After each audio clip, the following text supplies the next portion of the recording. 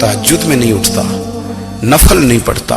ओ मेरी मिल्लत के जवानों, मजा नहीं आ जाता जब सारी दुनिया सोई हो, सारी दुनिया, और बिस्तर भी गर्म हो और नींद भी पूरा गलबा कर रही हो, और अचानक घंटी बजे दिमाग में, आंख खुले, घड़ी पे नजर पड़े, 3:30 4 बजे का पैगाम घड़ी बताए, और कोई चढ़ती जवानी वाला उठ के वुजू करे, और जब वो मुसल्ला खोल के बिछाए तो मदीने वाले महबूब कहते हैं कि हर नमाज पे रब सवाब देता है, और जो उठ के तहज्जुद की नमाज पढ़े उसे देख के तो रब मुस्कुराता है, जो उसकी शान के लायक है, जो उसकी शान के लायक, वो मुस्कुराता है, खुश होता है कि मेरा बंदा तहज्जुद में उठ गया, वो मुस्कुराता है।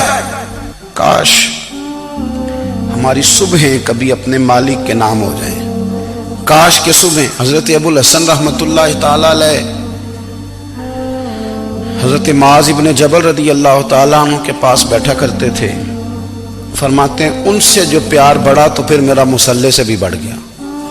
ताबिए फरमाते हैं सहाबी रसूल से मोहब्बत हुई तो जिक्र से भी हो गई, फिर दुरूद शरीफ से भी हो गई। मोहब्बत उनसे बढ़ी तो फिर अल्लाह ने मस्जिद का प्यार भी बढ़ा दिया। आप फरमाते हैं कि मेरी हर वक्त भी ये चाहती थी कि बस अल्लाह अल्लाह करूं, बस अल्लाह अल्लाह करूं, बस ना मैं जरा थोड़ी जान छुड़ाऊं लोगों से, कुछ 10 मिनट मिले तो मैं कुछ 4 नफल पढ़ लूं, मैं थोड़ा सा ना बचूं लोगों से, और मुझे तस्बीह मिले तो मैं ना कुछ 400-500 दफा इस्तिगफार पढ़ूं, सुभान अल्लाह, अल्हम्दुलिल्लाह, अल्लाहु अकबर, ला हौला वला कुव्वता इल्ला बिल्लाह, मैं ना तस्बीहात पढ़ूं। फरमाते हैं कि बच्चे थे घर में 6-7, गुर्बत थी, काम मिलता कोई नहीं था, और मैं काम चोर नहीं था, काम ढूंढता था, पर अल्लाह की कुदरत के काम नहीं मिलता था। फरमाते हैं कि मैंने एक दिन अपनी अहलिया से कहा कि आज मैं फिर जाता हूँ काम ढूंढने, तो मेरी बीवी बड़ी फर्मा बरदार थी, पर उस दिन ना गुर्बत के हाथों तंग आके कहने लगी, आज नाना कोई तू चीज लेके आया, तो मुझसे बच्चों की भूख नहीं देखी जाती है, सब रोगां दा रोग मुहम्मद जिसदा नाम गरीबी, कंड बुला के लंघ जाते नहीं दोस्त यार करीबी, आज मैं कुछ लेके आया तो मैं बच्चे लेके चली जाऊंगी। शेख फरमाते हैं कि मैं बड़ा परेशान घर से निकला, पर मैंने सुबह से लेके जोर तक काम ढूंढा, काम मिला कोई नहीं। तो मेरे दिल में ख्याल आया, चलो काम नहीं मिलता तो अल्लाह अल्लाह तो करे ना, चलो बंदों की मजदूरी नहीं मिलती तो रब करीम की इबादत ही करते हैं। फरमाते हैं कि मैंने ना फुरात के पानी से वुजू किया, नहर के, शदीद धूप थी, साथ रेत थी और रेत तप रही थी, मैंने अपना रुमाल वहीं मुसल्ला के तौर पर बिछा लिया, और फरमाते कि जोर से लेकर असर तक नमाज पढ़ी, धूप भी पूरे जोर पे, पर मेरे सजदे का ज़ौक़ भी पूरे जोर पे। फरमाते हैं सूरज भी चमक रहा है और रब की इबादत का ज़ौक़ भी पूरे जोर पे, मैं सजदा करूं तो फिर मेरा उठाने को जी ना चाहे। मेरे उस्ताद लिखा करते थे, ये उनका शेर है, वो कहा करते थे, मुझे सोज दे, मुझे साज दे, और मुझे नीम शब का न्याज दे, दम सजदा खुद को मैं तोड़ दूं, मुझे ऐसा ज़ौक़ नमाज दे। और मैं तेरी बहार का फूल हूं, मैं खिला भी हूं तो तेरे लिए, मुझे मेरी शाख से तोड़ ले, मुझे अपनी जुल्फ का नाज दे।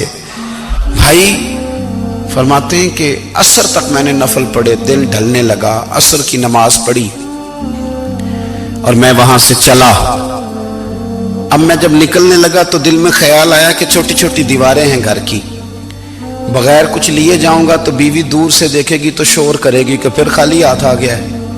कहते मैंने अपनी उसी रुमाल में जिस पे मैंने नमाज पढ़ी थी ना, रुमाल में की आखी दे पंजाबी साफा, कहते हैं उसी में ना मैंने कुछ रेत भर ली कि वो दूर से देखेगी तो समझेगी कुछ लेके आया है, चलो जाके उसे बता दूंगा कि आज फिर मजदूरी नहीं मिली। कहते हैं वो रेत लेकर जब मैं घर में गया तो पहले बीवी दरवाजे पे खड़ी होती थी, पूछती थी खाली हाथ आ गए हो, आज मैंने देखा तो है ही कोई नहीं। फरमाते मैं अंदर दाखिल हुआ, सलाम लिए, कोने में मैंने वो रुमाल रख दिया और मैंने आवाज दी कि भली मानस कहां हो, तो वो कहने लगी आप मुंह हाथ धो ले, मैं रोटी लेके आई। मैंने कहा रोटी कहां से आ गई, यहां तो कई दिनों के फाके, तो कई दिनों की गुर्बत है, यहां तो इस घर में तो फकीरी है। फरमाते हैं कि वो रोटी लेके आई और उस वक्त की जो मौजूदा नेमतें थी, समझने सलाद अचार हर चीज साथ लाई। मैंने कहा कि बच्चे कहाँ गए? कहने लगी वो खाना खा के खेलने गए, आप खाना खा लें आ जाते। खाना उसने चुन दिया। मैंने हैरत अंगेज लहजे में सारी नेमतें अपने दस्तरखान पे देख करके बीवी से पूछा, ये कहां से आया खाना? बच्चों को तूने कहां से खाना खिलाया? ये सारा कुछ कैसा है? तो कहने लगी, पता नहीं आज आप किस करीम की मजदूरी करने चले गए थे, पता नहीं किस करीम की। मेरे घर में तो इतनी नेमतें आई हैं कि मुझसे संभाली नहीं जा रही। इतना अनाज है, इतना गंदुम है, किस करीम के दरवाजे आज चले गए थे? ये कहते कहते वो उठी और उठ करके कहने लगी, पहले बड़ा कुछ आया था, अब क्या ले आए हो? और जा करके ना उसने वो रेत वाला रुमाल खोला। कहने लगे, मैं तो लेके आया था रेत, तो मेरे रब ने उसे भी सोने और हीरे बना दिया था। जब आपकी तवज्जो अल्लाह की जानी, मेरे नबी पाक सल्लल्लाहु ताला अलैहि वसल्लम ने फरमाया, हर चीज अपने रब से मांग, हर चीज मांग, हर चीज मांग। या रसूलल्लाह क्या कुछ? मेरे महबूब ने फरमाया, तेरे घर में नमक भी खत्म हो जाए तो वो भी अपने रब से मांगा कर। तो मांगना, वो तुझे देगा। तो उसकी बारगाह में कशकोले तलब दराज तो करना। और तिरमिजी शरीफ में अजीब लफ्ज है, रसूल कायनात ने फरमाया, रब करीम फरमाते हैं, जब मेरा बंदा हाथ उठाता है ना तो मुझे हया आती है कि मैं खाली कैसे लौटा दूं इसके। इतने बड़े बादशाह की बारगाह में। ओ भाई, लोगों से इज्जतें तलाश करते हो तो वो क्या तुम्हें इज्जत देंगे? वो तो कल अच्छा कहते हैं, परसों बुरा कहने लग जाते हैं। लोगों के सामने गुड बुक में आना चाहोगे तो वो तो सवेरे तुम्हारे बारे में कुछ कहेंगे, शाम कुछ और कहेंगे। अपनी रूहानी जिंदगी आबाद करें, अपने मुसल्ले को वक्त दें और दुनिया से छुप कर, इस मोबाइल को बंद करके और अपने आप से भी छुप के और तन्हा होके छुपा के सारा कुछ अपने आंसू अपने रब की बारगाह में पेश करें, उसके हुजूर हाजिरी दें। सुनो ना तिरमिजी की हदीस, और इसे याद रखना, नबी पाक अलैहिस्सलाम ने फरमाया, अपने दुख लोगों के सामने ना बयान करना, सेठों नवाबों को ना बताते फिरना, दुनियादारों के सामने जाके ना रोना कि मैं तकलीफ में हूं। फरमाया, अगर दुनियादारों को दुख बताओगे रब तुम्हें कभी गनी नहीं करेगा। और लोग हैं कि उल्टा मजाक उड़ाएंगे। आपकी जिससे बड़ी पक्की यारी है ना, पक्की, वो तब तक पक्की है जब तक आपने 50,000 मांगा नहीं। और जिस वक्त आपने कह दिया कि मैं मजबूर हूं, मेरी मदद कर, तो फिर खत्म हो गई दोस्ती। लोगों के ताल्लुकात आपके साथ तब तक हैं जब तक आप उनसे कोई जरूरत वाबस्ता नहीं करते। करीम महबूब फरमाने लगे, बंदों के सामने दुख ना बयान करना, अल्लाह तुझे कभी गनी नहीं करेगा। तू अपने दुख अपने रब को बता, तू दुआएं मांग, तू उसकी बारगाह में हाजिर हो, तू उसके हुजूर अर्ज कर। फरमाया, अपने दुख अपने रब को बता, वो जल्दी करे या देर से करे तुझे सारी दुनिया से बेनियाज कर देगा, तुझे किसी का मोहताज नहीं रहने देगा। अपने मुसल्ले को, अपनी दुआओं को, एक बुजुर्ग फरमाते, मैंने दुआ मांगने का तरीका अपनी बीवी से सीखा। दुआ मांगने का तरीका अपनी, सीखने वाले तो अपने बच्चों से भी सीख लेते हैं, सीखने वाले तो हर एक से सीखते हैं। वो कहते हैं, मैंने दुआ मांगने का सलीका अपनी बीवी से सीखा है। हजरत वो किस तरह? फरमाने लगे, मेरी बीवी ने ना मुझे कोई काम बताया, कुछ पैसों की जरूरत के लिए कहा, तो मैंने उसे कहा कि भाई अभी मेरे पास नहीं है, कुछ दिनों में आते हैं तो मैं दे दूंगा। औरतों की आदत होती है, वो बार बार याद कराती है। 2-4 दिनों के बाद फिर उसने कहा, हजरत वो मैंने कहा था कुछ पैसे, मैंने उसे कहा कि अभी मेरे पास नहीं है, कुछ दिनों में मिलते हैं तो मैं तुम्हें दे दूंगा। उसने कुछ दिनों के बाद फिर कहा, हुजूर वो मैंने कुछ पैसे कहे थे।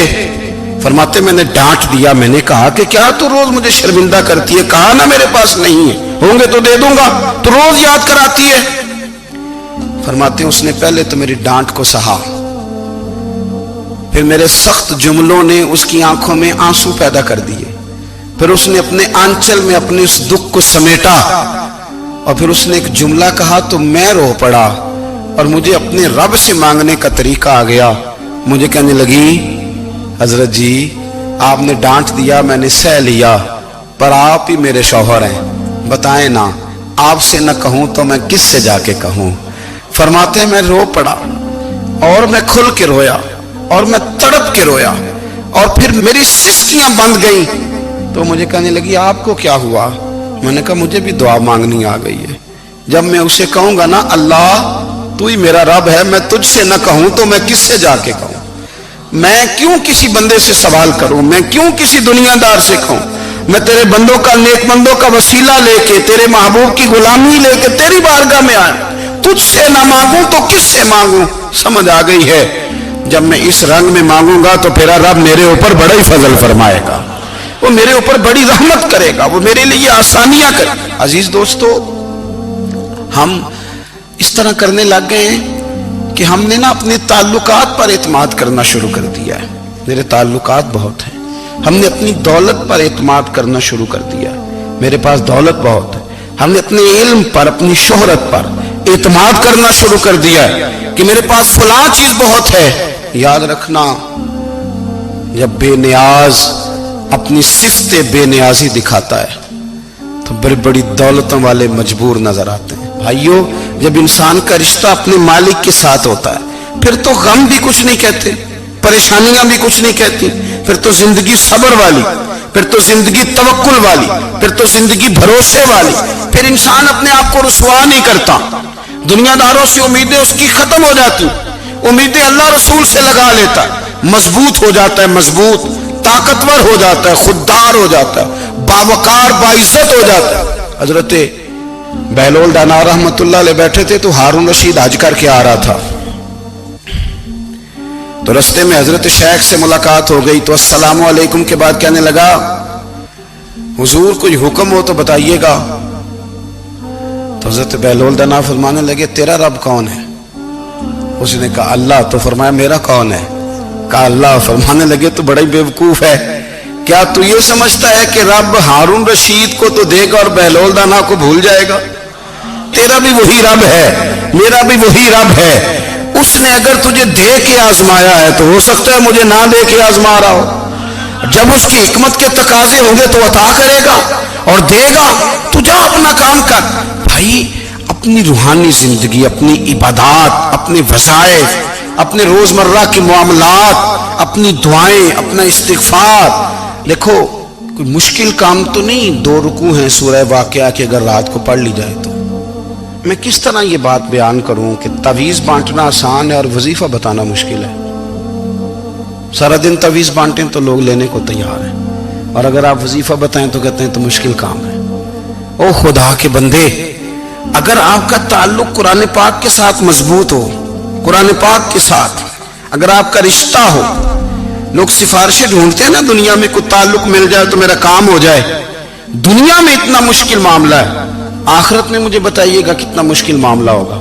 میرے نبی پاک صلی اللہ تعالی علیہ وسلم نے فرمایا جو لوگ سورہ ملک پڑھا کرتے تھے نا، سورہ ملک، یہ سورت ملک قیامت میں ان کی سفارش کرے گی اور اس طرح کرے گی کہ کہے گی اے اللہ یہاں اس بندے کو جنت میں داخل کر دے یا مجھے قرآن پاک سے علیحدہ کر دے. تو رب فرمائے گا جا اس کا دامن تھام کے اسے جنت تک پہنچایا. آپ بات کو سمجھیں، جب آپ کے تعلقات اپنے معاملات کے ساتھ مضبوط ہوں گے، یہ نبی کریم نے وعدہ کیا ہے کہ تو سورت واقعہ پڑھ تیرے گھر میں فاقہ نہیں آئے گا. حضرت عبداللہ ابن مسعود رضی اللہ تعالیٰ عنہ بیمار تھے تو حضرت عثمان غنی رضی اللہ تعالیٰ عنہ تیمارداری کے لیے تشریف لے گئے اور جا کر کے کہا کہ آپ بڑے بیمار ہیں، آپ کی بیٹیاں زیادہ ہیں، میں چاہتا ہوں کہ خزانے میں سے کچھ مدد کروں. تو سیدنا عبداللہ ابن مسعود رضی اللہ تعالیٰ عنہ اٹھ کے بیٹھ گئے اور کہنے لگے امیر المومنین، اللہ آپ کو میری طرف سے، میری بیٹیوں کی طرف سے بہتر صلہ دے. میری بیٹیوں کو کسی خزانے کی ضرورت نہیں، میں نے انہیں خزانہ دے دیا ہے. کہا جناب آپ نے کون سا خزانہ دیا ہے، میں آپ کے مالی معاملات کو جانتا ہوں. تو فرمانے لگے امیر المومنین، میرے نبی کریم نے فرمایا ہے جو سورت واقعہ پڑھے اسے کبھی فاقہ نہیں آتا. میں نے بیٹیوں کو یاد کرا دی ہے، یہ خزانہ میں نے انہیں دے دیا ہے. وہ سارے والدین سنیں جو بیٹیوں کے لیے پریشان رہتے. حضرت عبداللہ ابن مسعود نصیحت کر رہے ہیں، فرمانے لگے میں نے سورت واقعہ یاد بھی کرا دی ہے، پڑھنے کی عادت بھی ڈال دی ہے. حضور نے فرمایا ہے جو سورت واقعہ پڑھے اسے فاقہ نہیں آتا. کہنے لگے چاند تو اپنی جگہ چھوڑ سکتا ہے، سورج گر سکتا ہے، تارے ٹوٹ سکتے ہیں، پر مدینے والے رسول کی بات غلط نہیں ہو سکتی. حضور نے فرمایا فاقہ نہیں آئے گا تو انشاءاللہ کبھی بھی نہیں آئے گا. کرنے کا کام یہ ہے کہ ہم اپنے معاملات، اپنی عبادات، اپنی دعائیں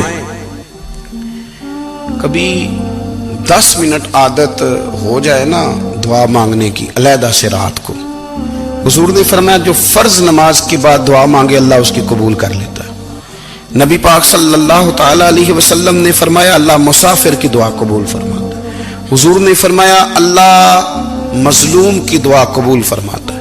حضور نے فرمایا بیمار سے دعا کراؤ اللہ اس کی دعا قبول فرماتا ہے. میرے نبی پاک نے فرمایا ماں باپ جب بھی اولاد کے لیے ہاتھ اٹھائیں، ویسے تو بلے شاہ تو آسمانی اڑ دیے ہی پھڑ دیں، جڑا گھر بیٹھا انہوں بڑھیا ہی نہیں. حضور فرمانے لگے ماں باپ جب بھی اولاد کے لیے دعا فرمائیں اللہ ان کی دعا کو قبول کرتا ہے.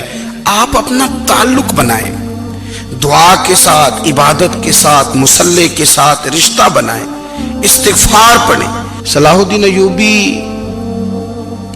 صلیبی جنگوں میں تھے. رات کو مسجد اقصی میں نماز پڑھی تو پریشان تھے.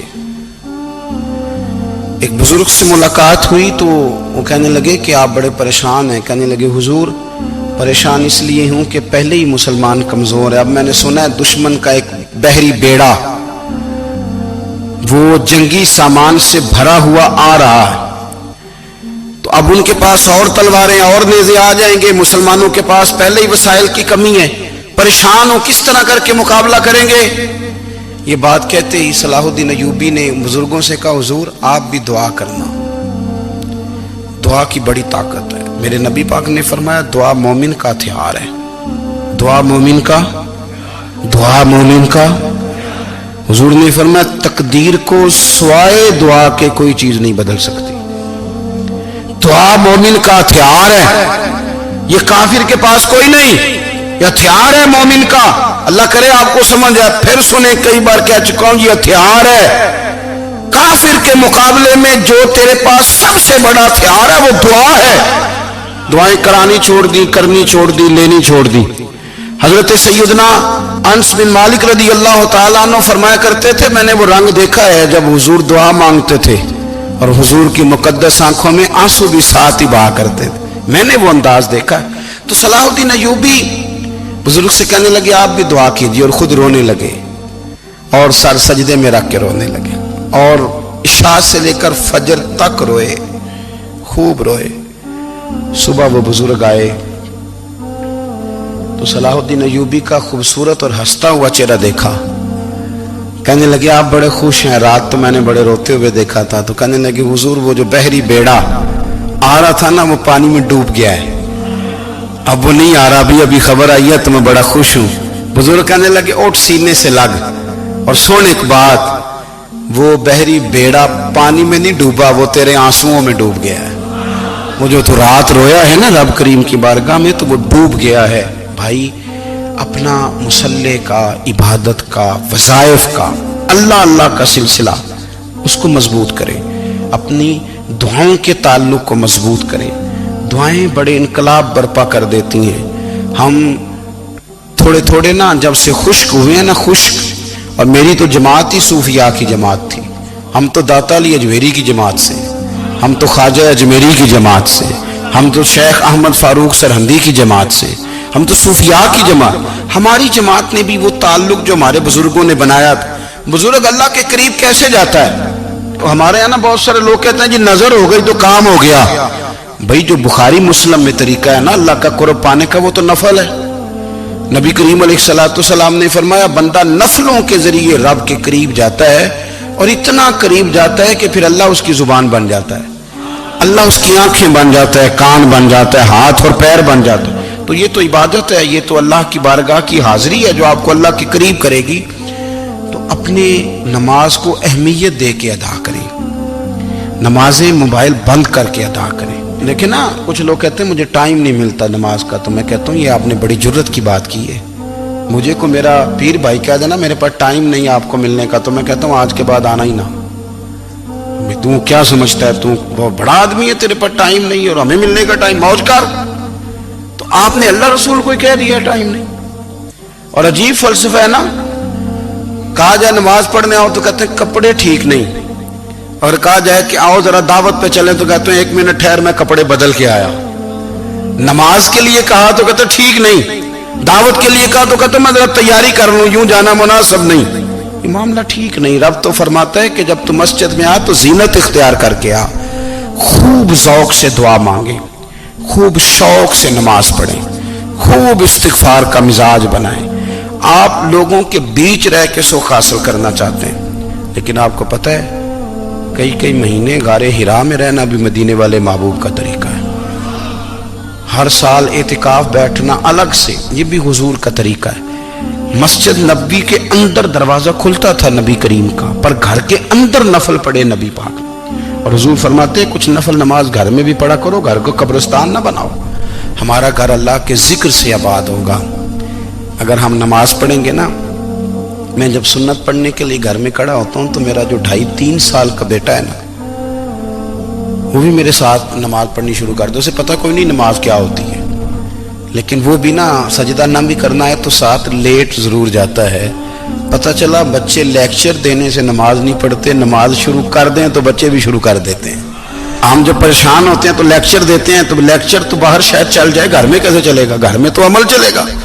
तो मेरे अजीज, आज के इस रूहानी इज्तिमा में हमारे दोस्तों ने जो मेहनत की, हमने बार बार अपनी नीयत से पूछा, खुदा हमें माफ़ करे अगर कोई ज़ाती शोहरत है, कोई हमारे ज़ाती मुफादात है, रब हमें हिदायत दे।